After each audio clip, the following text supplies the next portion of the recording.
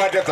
ఆ లక్ష్యం మీద మేము స్పష్టంగా మీకు జరగాల్సినటువంటి ఆనాడు ప్రకటించినటువంటి ముంపు గ్రామాల అంశాలు కావచ్చు, ఉపాధి అవకాశాల మీద ప్రత్యేక శ్రద్ధ తీసుకొని ముందుకు పోతామన్న మాట సందర్భంగా మరొక్కసారి మనం. ఎందుకంటే పోరాటం చేసి అనేక సందర్భాల్లో అనేక రకాలుగా విమర్శించిన తర్వాత మనం ఒక అడుగు ముందుకేసి జిల్లా కాంగ్రెస్ తరఫున మేనిఫెస్టో కూడా ప్రకటించుకున్న తర్వాత వాటిని అమలు చేసే బాధ్యత మాదేనేది మేము మరొకటి ఒకసారి చెప్పుకుంటూ, తప్పకుండా ఈ రోజు ఉన్నటువంటి పరిస్థితులలో మీరు చూస్తూ ఉన్నారు.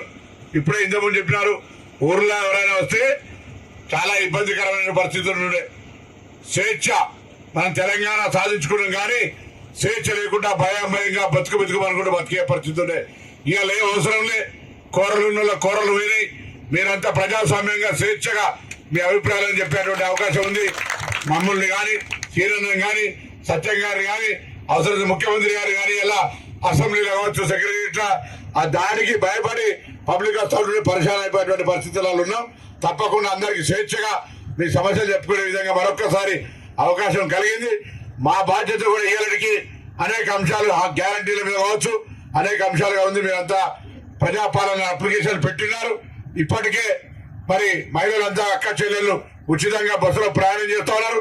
ఈ సమ్మక్క సారక్క సందర్భంగా కొద్దిగా ఇబ్బంది, 6,000 బస్సులు అన్ని అడ్డు తిప్పుతా ఉన్నాం. కాబట్టి ఇవాళనే ప్రెస్లో కూడా చెప్పినాం, కొద్దిగా గ్రామీణ ప్రాంతాల్లో కావచ్చు, మొత్తం అన్ని జిల్లాల్లో రెగ్యులర్ టూర్ల బస్సులు కూడా కొద్దిగా ఇబ్బంది అవుతాయి. ఎందుకంటే ప్రత్యేకించి సమ్మక్క సారక్క ఏర్పాట్లు చేసే అంశం మీద మన బస్సుల ట్రాన్స్ఫర్ జరిగింది. కాబట్టి కొద్ది రోజులు సమ్మక్క సారక్క అయ్యేదాకా 25 తారీఖు దాకా మరి ఓపిక ఉండాలని సందర్భంగా కోరుతూ, మరి మహిళలకి ఈరోజు పాటుగా పొద్దున గ్యాస్ 500 రూపాయల సబ్సిడీ ఇచ్చేది, 200 యూనిట్ల కరెంట్ ఇచ్చేది, మిగతా రైతు బంధు కావచ్చు, లేదా ఇతర అనేకమైన పెన్షన్ పెంపుదల కావచ్చు, అన్ని కూడా చేస్తాం. వాస్తవంగా వెంటనే చేయాలనుకున్నప్పటికీ కూడా కుర్చీ ఎక్కి కూస్తే ఇప్పుడు కోడలు వచ్చి అత్త గల్లగురి తాళచే తెచ్చుకుంటే గల్లగురి రూపాయలు లేకపోతే ఆ ఇల్లు నడపాలనే ఆలోచనలో కోడలు ఉన్నట్టు ఉండదు మా పరిస్థితి. అయినా సమర్థవంతమైనటువంటి అనుభవం ఉన్నటువంటి కుటుంబంలో కాంగ్రెస్ పార్టీ కుటుంబంలో ఉంది. కాబట్టి తోటి కోడల్లో ఆడబిడ్డలో అందరు కలిసి సహకారం చేస్తారు. రేపు పొద్దున అన్నట్టుగా మేమంతా కూడా రేపు పొద్దున ఈ రాష్ట్రంలో ఇచ్చిన హామీలను అమలు చేస్తాం. కానీ ఒక మాట కూడా కోరుతా ఉన్నాం, రేపు రాబోయే కాలంలో మేము గతంలో అల్లే కానీ డబల్ ఇంజిన్ సర్కార్ కావాలన్నారు. ఇలా మా పార్లమెంట్ ఎలక్షన్లు వస్తున్నాయి. మీరు ఒక్కసారి ఆలోచన చేయండి. నేనేం కొత్తగా ఏమైనా చెప్పేది ఏం లేదు. నేను ఎంపీగా ఉన్ననాడు ఏ విధంగా మీ అందరికి అందుబాటులో ఉండి ఏ విధంగా సమస్యల పరిష్కారం చేసినాం.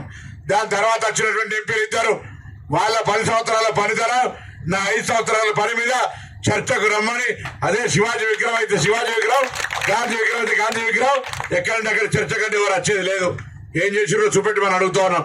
మేము చేపెట్టినాయి బరాబర్గా అలా రాష్ట్ర ప్రభుత్వం కూడా కాదు, కేంద్రం నుంచి నా 5 ఏళ్లలో నేనేం తెచ్చినా ఆ 5 ఏళ్లలో వాళ్ళే తెచ్చినా చర్చకు సిద్ధమని చెప్తూ మేము తప్పకుండా మేమందరం 4 శాసనసభ్యులు, 2 ఎస్సీలు, 2 బీసీలు ఈ 7 నియోజకవర్గాలకు గెలిచిన తర్వాత రాబోయే పార్లమెంట్ సభ్యులు మేమందరూ ఆశీర్వదించి మన కార్యక్రమాలను ముందుకు తీసుకునే విధంగా ఉండాలనే మాట సందర్భంగా కోరుతూ మరొక్కసారి మీ అందరికీ హృదయపూర్వకంగా ధన్యవాదాలు చెప్తూ సెలవు తీసుకుంటున్నాం. నమస్కారం.